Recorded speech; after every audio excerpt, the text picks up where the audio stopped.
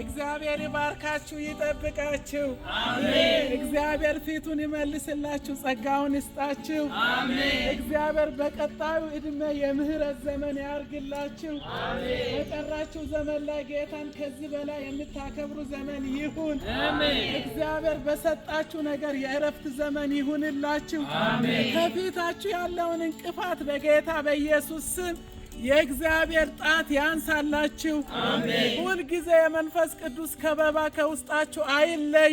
አሜን። በዘመናችሁ በሰዎች ሁሉ ፊት ሞገስን ይስጣችሁ። አሜን። በሞገስ ውጡ። አሜን። በሞገስ ግቡ።